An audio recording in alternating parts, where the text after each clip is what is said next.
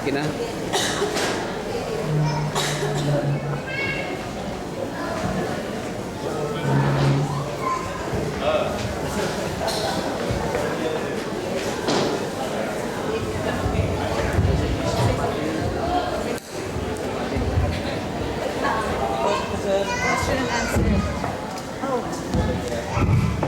Okay, mga kaisunod, dito closing prayer na panalangin. It's just a prayer. So, we still have more time to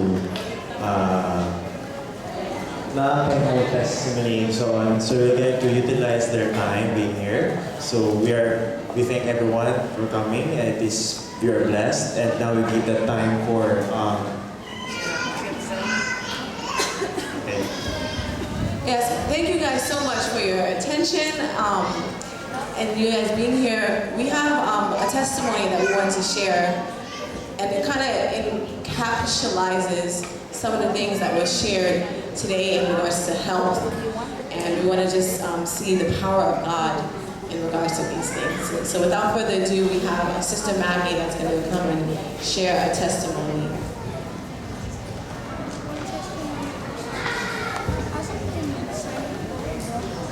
Okay, I'm going to try this and you're going to need to correct me just in case I say it wrong, okay? Alright. Magandang hapon. Alright. So before I start with this testimony, we're going to do a small activity. I want you to stand up again one more time.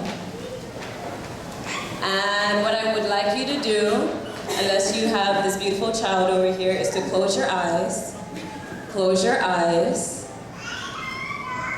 And I'm watching each and every single one of you, so I'm hoping that your eyes are closed. And I want you all to stand up straight while your eyes are closed. I want you to take a deep breath from your stomach and let it out through your mouth, all right? After the count of 3. 1, 2, 3. Deep breath. Let it out through your mouth. In again. Let it out through your mouth. Now you guys can sit down. Okay. So, we all agree that throughout this entire program, God takes care of us in different ways, yeah? Okay then. So, the testimony I want to share is about my mother. My mother, earlier this year, was diagnosed with cancer. She has cancer in 2 different stages, and she has it in 2 different areas in her body. So, knowing what we learned about stress, what can you tell me about stress based off of the presentations and based off of the paneling that I should have done? What should I have done in this stressful moment? Come on. Even if it's a small guess, what should I have done in this stressful moment? Reflect kung ano yung nakawake sa'yo. Speak in English.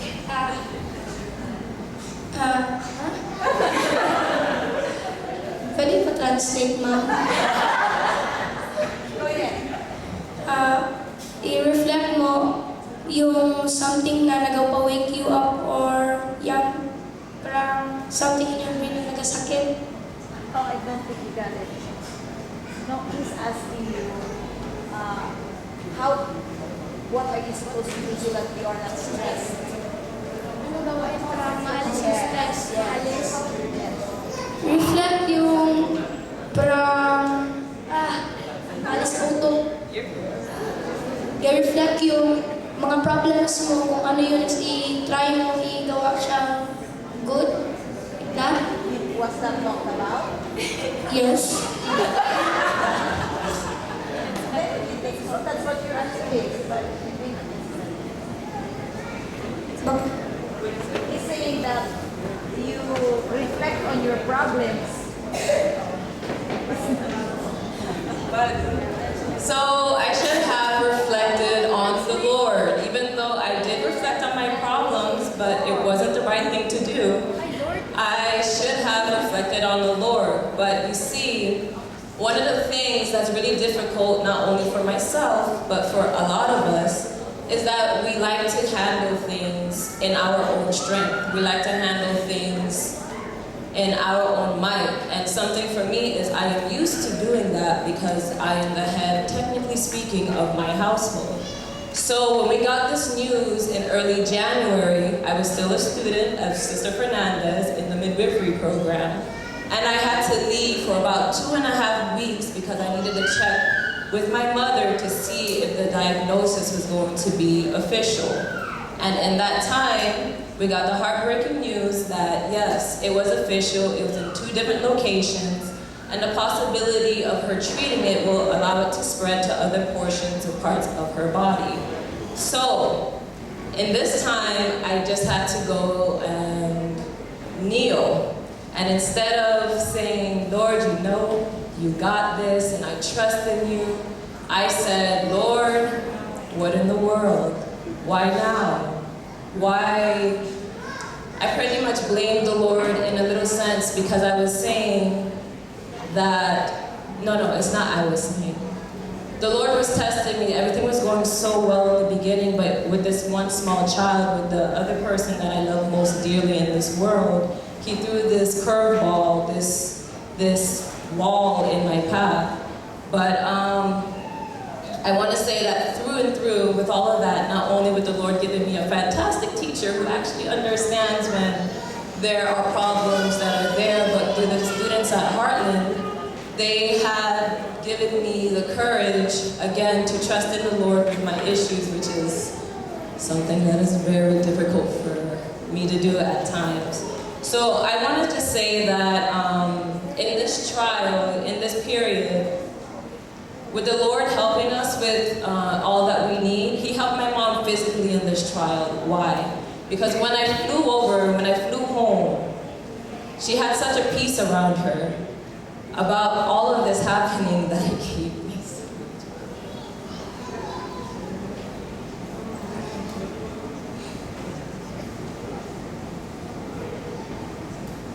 She had such a peace that gave me so much hope in her because she knows that the only ones that we have in terms of my sister and I is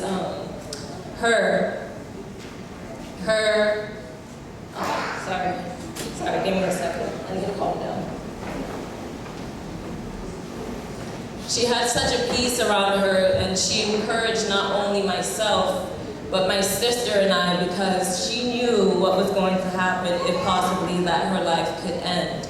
Because of where the cancer was, because of the stages that she was in.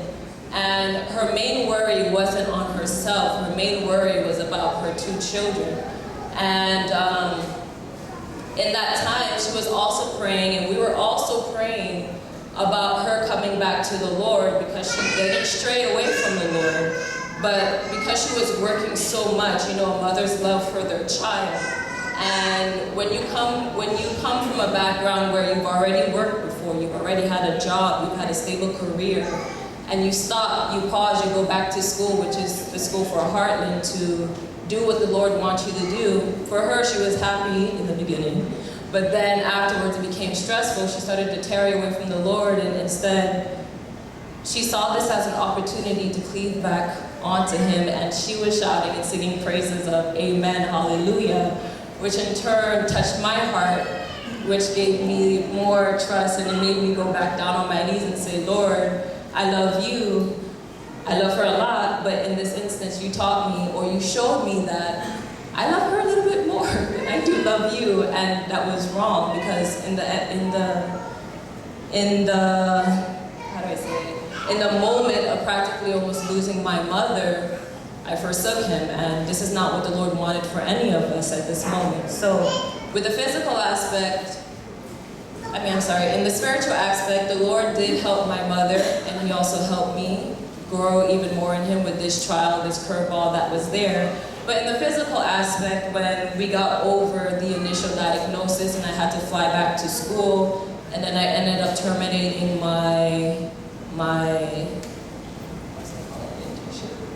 I ended up terminating my time as a student at Hartland, not only because of the situation, but the Lord gave me other divine interventions that told me it was time for me to go, I saw that the Lord started to give me all the knowledge that I learned on the campus about how we can treat this cancer, how we can treat this illness. It was no longer a morality issue. It's more of a, we just have to treat this. So everything that I've learned from the health message, everything that I learned from hydrotherapy treatments, I immediately implemented that with my mother, which the Lord blessed, and this is how I know personally that the health message, or with you eating grains, fruits, nuts, and vegetables and doing hydrotherapy, it does work because in that short time, this is 2 weeks before she actually needed to get a surgery or have her first surgery, she wasn't needed to, it wasn't necessary for her to have chemotherapy. And that's unheard of. That's unheard of. She has two cancers, varying stages, but in the beginning, the doctor said, you're gonna need this, and after we implemented it, she no longer needed the chemotherapy. However, she still needed the surgeries because the tissue was bad tissue. So then after a while, the Lord allowed things to work out in a way where I was able to leave everything handled without putting anybody under the bus. That's a term I should use. Without hindering anyone. And I flew home. I was there for her first surgery. And that was such a blessing to me because she was in the hospital for 7 days where she needed 2.5 months of straight care. She got an ostomy bag. Does anybody know what an ostomy bag is? But for those who do not know, it's a bag where instead of using the restroom through your bottom end, you do it through a bag. So she had to get that, and by the grace of the Lord, because of the diet that she has, it's only temporary. She only needed it for a couple of months, seeing, or if she decided to keep up with the diet. So then now she needs to get another surgery to kind of connect her back, but with this surgery, it's going to be very interesting because if it does not go well, then the cancer could spread more. However, God is so good.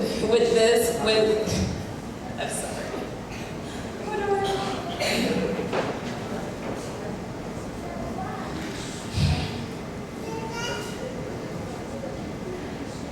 God is so good because with the second surgery, the surgeon, when he was doing her biopsy after he did a check for her, was like, I don't even understand why. I don't even understand why we gave you surgery in the first place because the cancer is completely gone. So it's just like a cosmetic procedure. And I'm really happy and I'm excited. Why? Because, thank you. I'm really excited and I'm happy because the Lord shows that all of this diagnosis I got while I was here.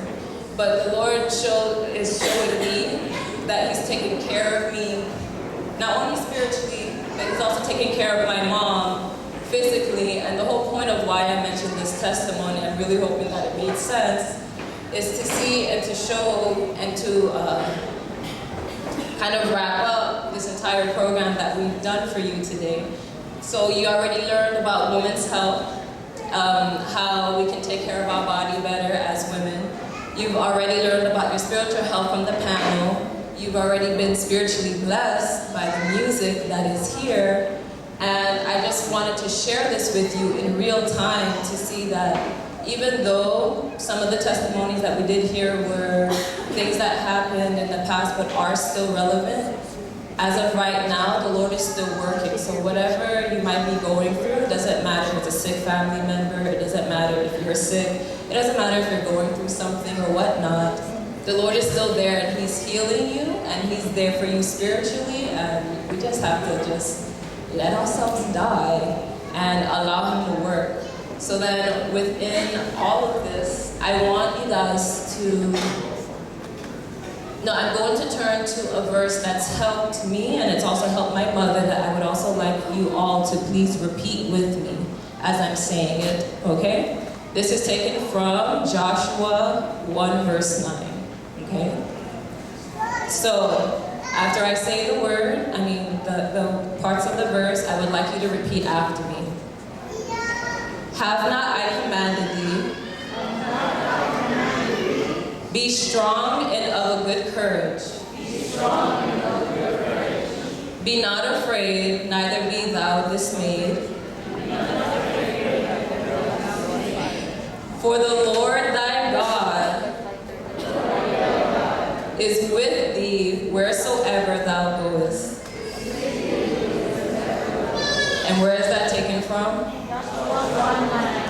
All right. With that, I would like to close off this program by having everyone please stand and bowing your heads as soon as you're ready.